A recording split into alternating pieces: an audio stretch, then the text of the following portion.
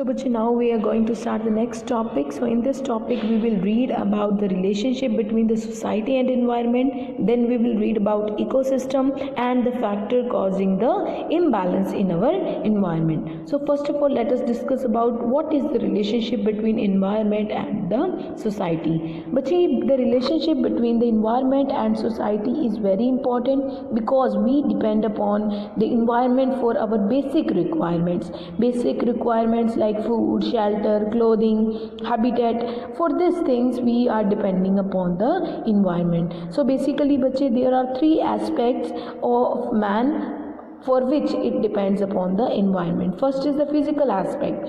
Physical aspects, that means for air, water, soil, habitat, food. For these things we are depending upon the environment. Second is the social environment. Social environment, as we have already discussed, the society. Okay, so you know that man is a social animals. We are living in a social institutions. Okay, so for depending upon the people, the nature of people, they have made the different society and the different organization to which they are joining for their own welfare. Next is the economic.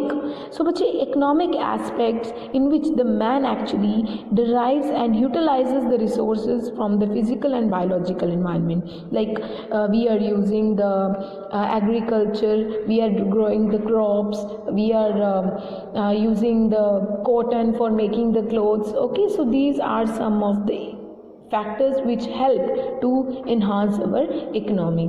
Next is the changing relationship with man. So but from the prehistoric era means when the early man was there up to now, there are different categories in which the periods has been divided. Okay, so first of all you will read the time when hunting and food gathering was done.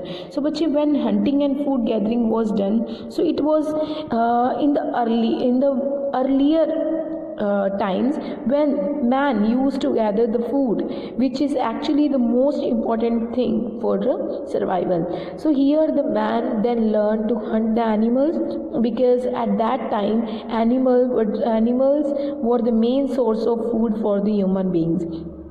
So for this, man learned how to hunt the animal. Then they discovered the fire, invention the stone tools, okay, which made the man capable for the hunting. So for this, so why fire was established? Actually, the fire was made to so that to cook the food, to roast the animals, and also very importantly to drive away. Drive away means to make the dangerous animals go away from the living areas of the human beings.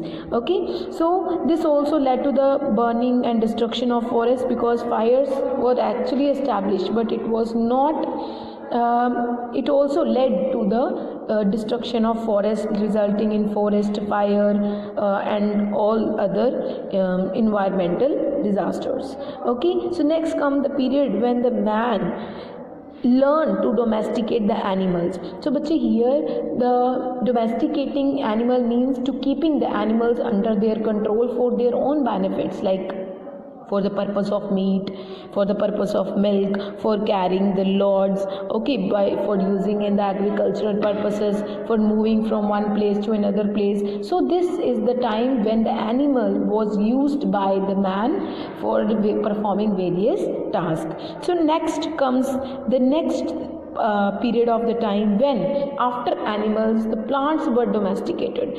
Means the plants were domesticated, not like they were growing. So human beings were growing the plants for their own benefits, like agriculture. Now also it is very popular, and it is we are growing the crops under our observation. Okay, so each and everything is controlled by human beings there.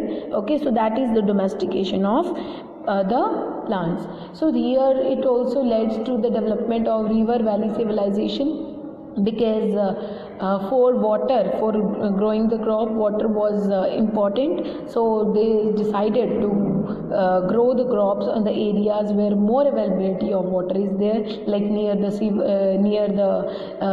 river.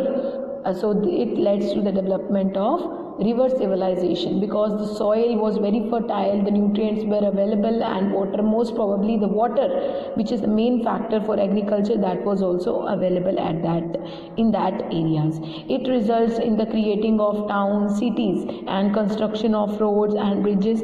And now we will discuss about the next, that means the modern era, the period of science, technology, and industrialization. So beta, when all these things were done, animals were domesticated, plants were domesticated, okay, so now it leads to the development of new technology to make these things easier, like to convert the silk, to convert, take the silk from silkworm and to convert into silk cloth, take the cotton from plants and convert into the clothes. So these things needs technology, okay, so which led to the invention of various type of new modern tools, okay. So actually it also led to the industrialization, okay. So highly advanced technologies were built, many scientific techniques were invented to make it more easier for the human beings, okay. So the present time, the environmental problems are there due to industrialization, due to new technology, which are actually disturbing the natural environment. So now we will discuss the next topic, that is ecosystem. What is ecosystem? So beta, ecosystem actually is the functional unit. Functional unit, you will read that ecosystem means at a point of time in a given area. So how the living organism and non-living things are interacting with each other. They don't need any third party to play the role. So they are sufficient to meet each other's need. So that specific area is termed as an ecosystem. So let me give you a small example of ecosystem. So if we will talk about a river, so river is also a type of ecosystem where the plants are also there, animals are also there, microorganisms are also there, decomposers are also there. So taking the sunlight, the plant perform photosynthesis and prepare the food. Some of the fishes are eating plants, some of the fishes are being eaten by the big fishes, and so on. Means and when the fishes dies, they are eaten, decomposed by the decomposers. So means this is a self-sustained unit. So it doesn't need any other interaction, it doesn't need any others interference in it, okay. So it is a self-contained unit, okay. So bache, ecosystem may be of different size, okay. It can be small as pond and it can be as large as a forest, okay. So component of ecosystem, bache, there are two components of ecosystem, biotic component and abiotic component.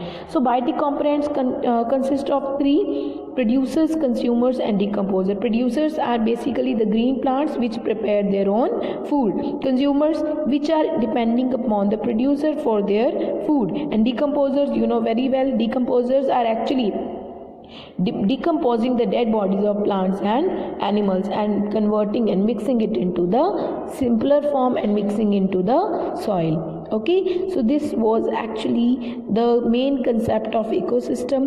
So now let us read about the type of ecosystem. So which types of ecosystems? There are two types of ecosystem, natural and artificial. So which natural ecosystem is actually the ecosystem which is created by the nature. There is no interference of the human beings. Like it is divided into two: terrestrial and aquatic ecosystem. Terrestrial ecosystem is land ecosystem, how the living and non-living interaction is there on the land, that is land or terrestrial ecosystem, and aquatic, that is in water.